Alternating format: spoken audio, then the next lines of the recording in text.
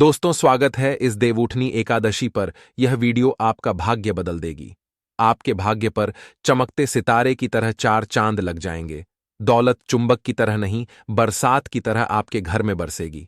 दोस्तों, देवउठनी एकादशी की रात क्यों बनाई जाती है? इस दिन साबूदाने की खीर बनाई जाती है, क्योंकि एकादशी के दिन चावल का भोग नहीं लगता और न ही चावल भी नहीं बनाना चाहिए। जाने इस खीर को खाने के लाभ एवं देवउठनी एकादशी की संपूर्ण जानकारी। दोस्तों, देवउठनी एकादशी के दिन इस जानकारी को आप बिल्कुल भी मिस मत करिएगा।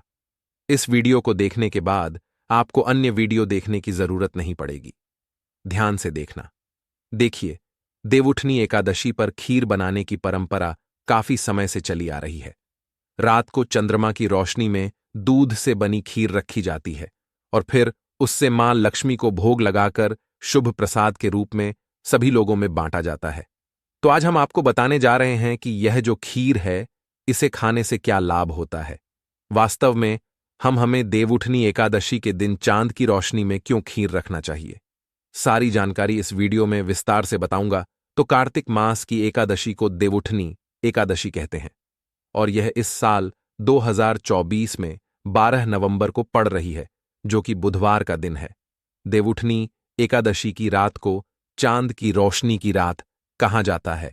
इस दिन खीर बनाकर रखने की परंपरा काफी लंबे समय से चली आ रही है और मान्यता है कि देवउठनी एकादशी की रात को चंद्रमा की किरणों से अमृत वर्षा होती है।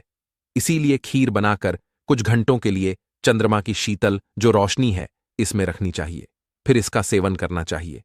मान्यता है कि देवउठनी एकादशी की रात को ही भगवान श्री कृष्ण ने महाराज किया था। भगवान श्री कृष्ण ने बंसी बजा करके गोपियों को अपने पास बुलाया था और ईश्वरी अमृतपान करवाया था। अतः देवउठनी एकादशी की रात का हमारे हिंदू धर्म में विशेष स्थान होता है। इस रात को चंद्रमा अपनी 12 कलाओं के साथ पृथ्वी के सबसे नजदीक होते। देखिए, ध्यान से सुनना। जब द्वापर युग में भगवान श्री कृष्ण का जन्म हुआ, तब मां लक्ष्मी राधा रूप में अवतरित हुई। भगवान श्री कृष्ण और राधा की अद्भुत रास लीला का आरंभ देवउठनी एकादशी के दिन ही माना जाता है। देवउठनी एकादशी के दिन चंद्रमा सभी 12 कलाओं के साथ पृथ्वी के नजदीक होता है। भगवान विष्णु के अवतारों में से केवल भगवान श्री कृष्ण ही हैं जिनमें 12 कला समेत है। जो भगवान श्री कृष्ण भगवान विष्णु के समस्त अवतार हुए, इसमें भगवान श्री कृष्ण ही एक ऐसे अवतार माने गए हैं जिनमें 12 कला का समावेश है, जबकि भगवान राम का जन्म केवल 12 कलाओं के साथ में हुआ था। ज्योतिष की मान्यता के अनुसार देवउठनी एकादशी के दिन चंद्रमा की किरण में उपचार करने की शक्ति विद्यमान होती है, जिनमें अमृत वर्षा की तरह भी इसे देखा जा सकता है। दोस्तों, वीडियो ध्यान से सुनना, वीडियो बीच में छोड़ करके मत जाना। अभी तक वीडियो को लाइक नहीं किया तो वीडियो को लाइक कर चैनल को सब्सक्राइब जरूर करना और कमेंट बॉक्स में जय माता लक्ष्मी जरूर लिखना। आज मैं आप लोगों को यवन प्राप्त करने का आजीवन कभी भी बुढ़ापा नहीं आएगा, ऐसा तरीका इस वीडियो के माध्यम से देवउठनी एकादशी के दिन प्राप्त किया जाने वाला तरीका बताऊंगा, जो कि दशानन रावण स्वयं करते थे। तो देखिए, परंपरागत के अनुसार जो देवउठनी एकादशी की रात, इस दिन गाय के दूध की खीर या अन्य मीठे जो व्यंजन है, यह रात की चंद्रमा की जो खुली चांदनी है इसके नीचे में लाकर के रखना चाहिए। से जो व्यंजन होता है, यह अमृत की शक्ति इसमें प्राप्त हो जाती है। देखिए, गुजरात राज्य में देवउठनी एकादशी को देवउठनी पूम भी कहा जाता है और देवउठनी एकादशी के दिन चंद्रमा का बहुत महत्व माना जाता है। जो व्यक्ति पूर्णमासी उपवास का संकल्प लेता है, ऐसे व्यक्ति देवउठनी एकादशी के दिन से उपवास प्रारंभ करते हैं और ऐसा माना जाता है कि इसी रात के बाद मौसम बदलने लगता है, सर्दियां शुरू हो जाती हैं तथा मंदिरों में पूजा अर्चना करने की जो खुलने का समय होता है, बंद होने का समय होता है, इसमें परिवर्तन हो जाता है। शिव भक्तों के लिए देवउठनी एकादशी का विशेष महत्व होता है। मान्यता है कि भगवान शिव और माता पार्वती के पुत्र जो कुमार कार्तिकेय हैं, यह देवउठनी एकादशी के दिन ही उनका जन्म हुआ था। इसी कारण इसे कुमार एकादशी के नाम से भी जाना जाता है। दोस्तों, लंकापति रावण देवउठनी एकादशी की रात जो चंद्रमा की किरण होती है, इस किरण को दर्पण के माध्यम से अपने नाभि पर ग्रहण करता था, अपने नाभ पर डालता था और इसे ग्रहण करता था, और इस प्रक्रिया से उसे पुनर्यवन की शक्ति प्राप्त होती थी। इसलिए आपने देखा होगा, रावण काफी उम्र 4 चौकड़ी राज करने के बाद भी, 12 युग जीने के बाद भी उनका शरीर रोगों से मुक्त रहा, दोषों से मुक्त रहा एवं यवन से भरे हुए थे। तो अगर आप भी चाहते हैं, जैसे कि आप जो है पुनर्यवन प्राप्त करना चाहते हैं, आप चाहते हैं कि आजीवन आपको बुढ़ापा ना आए, तो आप जो है अपनी नाभि पर देवउठनी एकादशी की किरणों को पड़ने देना। बिल्कुल ही आजीवन आपको बुढ़ापा नहीं आएगा।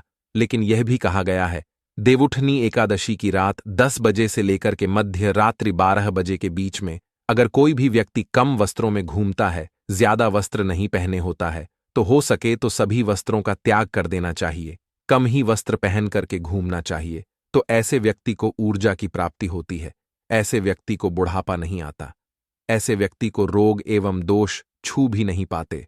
तो आप जो है यह उपाय करके देख सकते हैं। पौराणिक मान्यता के अनुसार देवउठनी एकादशी के दिन माता लक्ष्मी का अवतरण हुआ था। जी हां दोस्तों, जब समुद्र मंथन हुआ था, तो समुद्र मंथन में जो माता लक्ष्मी है, इनका जन्म इस समुद्र मंथन से देवउठनी एकादशी के दिन ही निकली थी, और समुद्र मंथन से इस दिन अमृत भी निकला था। ब्रह्मदेव ने इंद्रदेव को कहा कि प्रत्येक वर्ष में आने वाली देवउठनी एकादशी के दिन आप बिल्कुल ही अपने किरणों के माध्यम से पृथ्वी लोक पर, भूलोक पर अमृत वर्षा जरूर करना। और यह जो अमृत वर्षा है, स्वयं चंद्रदेव अपनी किरण के माध्यम से पृथ्वी लोक पर करते हैं। इस अमृत वर्षा से लोग रोग एवं दोषों से मुक्त होते हैं। इसलिए देवउठनी एकादशी की रात्रि कम वस्त्रों में हमें घूमना चाहिए। इससे हमारे शरीर में यवन हमेशा प्राप्त होता है। मैं आप लोगों को वीडियो के आखिर में इसका और जबरदस्त चमत्कारी प्रयोग बताऊंगा, जिससे आप आजीवन यवन शक्ति प्राप्त करें रहेंगे, आपको बुढ़ापा नहीं छू पाएगा। तो चलिए इस वीडियो में जानते हैं देवउठनी एकादशी की रात क्या करें और क्या ना करें।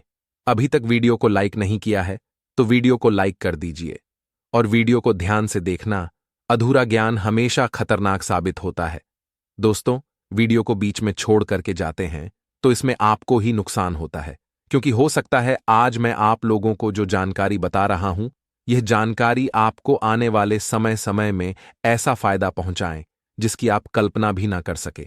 अर्थात इस जानकारी से हो सकता है आपका भला हो जाए, आप जो है आजीवन यवन को प्राप्त करें, आपको बुढ़ापा ना छुए। तो देवउठनी एकादशी की रात क्या करें क्या ना करें, तो देखिए, ध्यान से सुनना।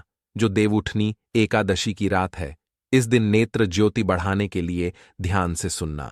देवउठनी एकादशी की रात 25 से लेकर के 30 मिनट तक चंद्रमा को देखने का अभ्यास करना चाहिए, कम से कम 15 से 20 मिनट तक। इस दिन अगर आप चंद्रमा को देखते हैं, बिल्कुल ही ध्यान से देखते हैं, आप अपने जो नेत्र की पलक है इसे बंद नहीं करते, तो आपकी आंखों की ज्योति काफी बढ़ जाती है, दिन जैसी दृष्टि प्राप्त हो जाती है। ऐसा हमारे धर्मशास्त्रों में लिखा है दोस्तों। हो सके तो देवउठनी एकादशी की रात को सुई में धागा पिरोने का अभ्यास करना चाहिए, इससे नेत्र की ज्योति बढ़ती है।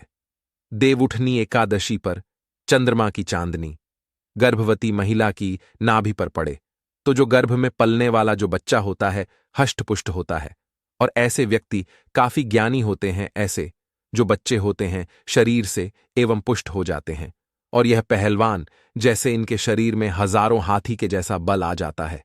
दोस्तों, हमारे धर्मशास्त्र कहते हैं इस दिन यौन संबंध से दूर रहना चाहिए। ऐसा माना जाता है कि इस दिन संबंध बनाने से जो बच्चे पैदा होते हैं वह विकलांग होने की आशंका रहती है, तो इस बात का थोड़ा सा विशेष ध्यान रखना। चलिए इस वीडियो में जानते हैं कि देवउठनी एकादशी के दिन क्यों खाते हैं खीर, और वास्तव में हम जो खीर रखते इसे खाते हैं तो हमें क्या फायदा मिलता है, यह भी जानना जरूरी है। तो देखिए, ध्यान से सुनना दोस्तों। कहते हैं कि इस दिन आसमान से अमृत किरणों का आगमन होता है। इन किरणों में कई तरह के रोग नष्ट करने की क्षमता होती है। ऐसे में जहां इन किरणों से बाहरी शरीर को लाभ मिलता है, वहीं शरीर के भीतरी अर्थात आंतरिक अंगों को भी यह लाभ पहुंचाने का काम करते हैं। इसके लिए आप जो है खीर को चंद्रमा की रोशनी में रखकर बाद में आप इसे खा सकते हैं। यही कारण है कि देवउठनी एकादशी की रात को लोग अपने घर की छतों पर खीर रखते हैं। दोस्तों, इस खीर को खाने से अगर किसी को लंबे समय से कोई ऐसी बीमारी है जो बीमारी ठीक नहीं हो पा रही है, खाट पर पड़े जो व्यक्ति है जो कि चलने ने फिरने में समर्थवादी नहीं है, उन्हें यह खीर खिलाने से धीरे धीरे कुछ दिनों के भीतर में उनके जो रोग होते हैं वह ठीक हो जाते हैं। और ऐसे व्यक्ति जो खाट पर पड़ा व्यक्ति है, ऐसे व्यक्ति भी चलने फिरने में समर्थवान हो जाते हैं। अमृत समान बल आ जाता है। ध्यान से सुनना। कहा जाता है कि इस दौरान चंद्र से जुड़ी हर वस्तु जागृत हो जाती है। देखिए, दूध भी चंद्रमा से जुड़ा होने के कारण अमृत समान बन जाता है, जिसकी खीर बनाकर खाने से चंद्र प्रकाश में रख करके दूध संबंधी जो भी चीज होती है, जैसे आप खीर को ही रख लीजिए या फिर पेड़ा को रख लीजिए, दूध से बनी कोई भी वस्तु रखते हैं और अगर चंद्र से जुड़ी कोई भी वस्तु खाते हैं तो यह अमृत बन जाता है।